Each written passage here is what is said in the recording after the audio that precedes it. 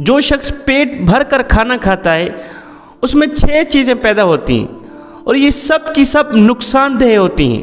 Number 1، پیٹ بھر کر زیادہ کھانے والا شخص عبادت کی لذت سے محروم رہتا ہے، نماز کی، قرآن کی لذت سے محروم رہتا ہے۔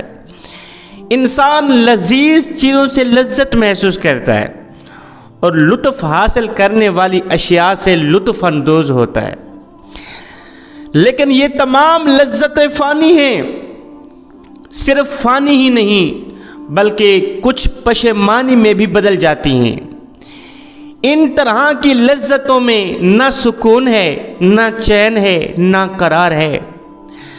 سنو، حقیقی لذت روحانی، قلبی اور عبادت کی لذت ہے۔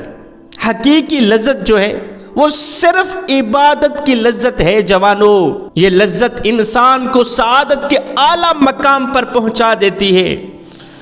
یہ لذت انسان کو سعادت کے اعلیٰ مرتبے پر لا کھڑا کرتی ہے۔ دنیا کی ہر لذیذ چیز کی لذت انسان کو صرف ایک بار ملتی ہے، اس کے بعد زائل ہو جاتی ہے، ختم ہو جاتی ہے۔ لیکن سنو، عبادت کی لذت عبادت گزار کو 3 مرتبہ حاصل ہوتی ہے۔ دنیا کی ہر لذت، ہر لذیذ چیز کی لذت انسان کو صرف ایک بار حاصل ہوتی ہے، اس کے بعد ختم ہو جاتی ہے، لیکن واحد ایک عبادت کی لذت ہے جو عبادت گزار کو 3 مرتبہ حاصل ہوتی ہے۔ ایک، جب وہ عبادت کر رہا ہوتا ہے، عبادت کے درمیان، جب وہ نماز پڑھ رہا ہوتا ہے، نماز کے درمیان، جب وہ قرآن مجید کی تلاوت کر رہا ہوتا ہے، تلاوت کے درمیان اسے لذت حاصل ہوتی ہے۔ نمبر 2، تلاوت کرنے کے بعد جب اسے یہ وقت یاد آتا ہے، یہ عبادت والا لمحہ یاد آتا ہے، تب بھی اسے لذت حاصل ہوتی ہے۔ نمبر 3، جب ان تمام عبادات کا اسے ثواب دیا جاتا ہے، نماز پڑھنے کا، تہجد پڑھنے کا، قرآن پڑھنے کا، ہر نیک عمل کرنے کا، جب ایک عبادت گزار کو ان تمام چیزوں کا ثواب دیا جاتا ہے، تب بھی اسے لذت حاصل ہوتی ہے، اسے مٹھاس حاصل ہوتی ہے۔ اب سوال یہ پیدا ہوتا ہے کہ انسان کو کیسے پتہ چلتا ہے کہ اس کو اس کی عبادت کا ثواب دیا جا رہا ہے؟ حضرت سیدنا علی المرتضیٰ شیر خدا کرم اللہ وجہہ الکریم آپ ایک دن خطاب فرما رہے تھے، امت مسلمہ کو دین کا درس دے رہے تھے، اصلاح فرما رہے تھے لوگوں کی۔ ایک شخص نے کھڑے ہو کر پوچھا، حضرت ہمیں کیسے پتہ چلے گا کہ ہم جو نماز پڑھتے ہیں، ہم جو عبادت کرتے ہیں، اس عبادت کا ہمیں ثواب ملا ہے یا نہیں ملا؟ حضرت علی رضی اللہ تعالی عنہ نے فرمایا، میاں میں تمہیں بتاتا ہوں کہ کیسے پتہ چلے گا کہ اس عبادت کا ثواب ہمیں ملا ہے یا نہیں ملا۔ حضرت علی رضی اللہ تعالی عنہ نے فرمایا، میاں جب ایک عبادت کے درمیان دوسرے ٹائم کی عبادت کرنا نصیب ہو جائے تو پکا یقین کر لینا یہ پچھلی عبادت کا ثواب دیا جا رہا ہے۔ ایک عبادت کے بعد دوسرے ٹائم عبادت کی توفیق مل جائے، سجدوں کی توفیق مل جائے، ایسے سمجھنا کہ یہ پچھلی عبادت کا ثواب دیا جا رہا ہے۔ حضرت علی رضی اللہ تعالی عنہ فرماتے ہیں، میاں جب ایک نماز پڑھنے کے بعد دوسری نماز پڑھنے کی توفیق مل جائے تو پکا یقین کر لینا پچھلی نماز قبول ہو ہی گئی ہے۔ قیام اللیل کی بھی اپنی ایک لذت ہے، اپنی ایک مٹھاس ہے۔ قیام اللیل کی مٹھاس صرف رات کو قیام کرنے والے لوگ ہی بیان کر سکتے ہیں کہ اس کی مٹھاس کیا ہے، اس کی لذت کیا ہے۔ حضرت علی رضی اللہ تعالی عنہ نے فرمایا میں رات کے آنے کی شدید انتظار کرتا ہوں کہ کب رات آئے گی، اور جب رات آتی ہے تو میں اتنا خوش ہوتا ہوں کہ میری جان میں جان آ جاتی۔ پوچھا گیا، یا امیر المومنین وجہ کیا ہے؟ فرمایا اس لیے کہ رات کو میری جو روح ہے یہ اپنے محبوب کے ساتھ مناجات کرتی ہے، رات کو میری روح اپنے محبوب کے سامنے عاجزی اور انکساری کرتی ہے اور لذت حاصل کرتی ہے، مٹھاس حاصل کرتی ہے، عاجزی اور انکساری کے ساتھ ٹھنڈک حاصل کرتی ہے۔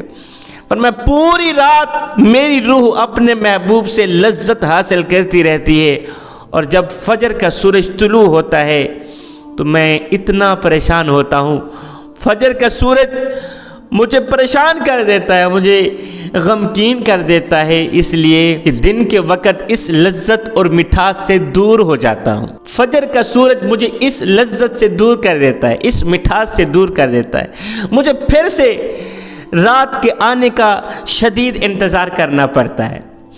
فرمایا پیٹ بھر کر کھانا کھانے کے 6 نقصان ہیں۔ نمبر 1، پیٹ بھر کر زیادہ کھانے والا شخص عبادت کی لذت سے محروم رہتا ہے۔ نمبر 2، علم و حکمت کے مسائل یاد رکھنے کے لیے اس کی یادداشت اس کا ساتھ نہیں دیتی۔ نمبر 3، اللہ تعالیٰ کی مخلوق سے اسے کوئی شفقت نہیں رہتی۔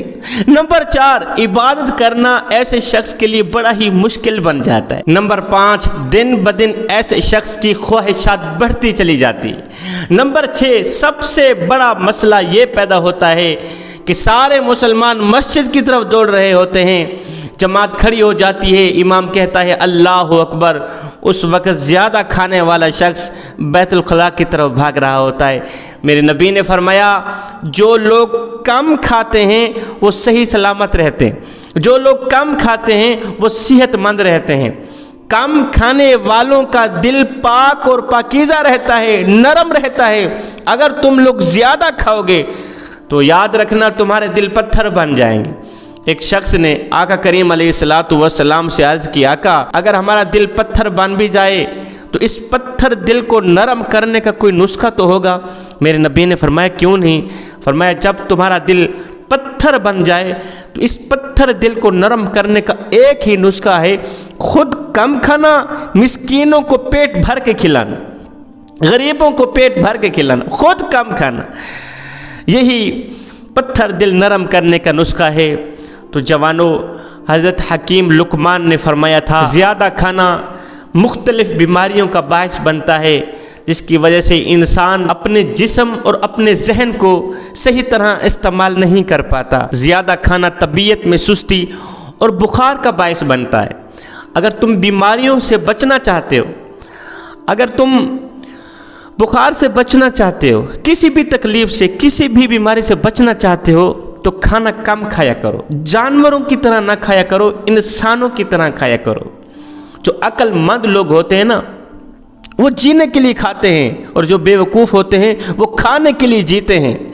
عقل مندوں کو تو، مومنوں کو تو ایک روٹی دن کی، ایک روٹی صبح شام کی مل جائے تو اللہ کا شکر ادا کرتے ہیں، چلو ایک دن کی قوت ہمارے اندر آ گئی ہے۔ اور جو بے وقوف لوگ ہوتے ہیں وہ تو جیتے بھی صرف کھانے کے لیے، کہ ہم صرف کھانے کے لیے آئے تھے اور تو کوئی کام ہی نہیں کرنے۔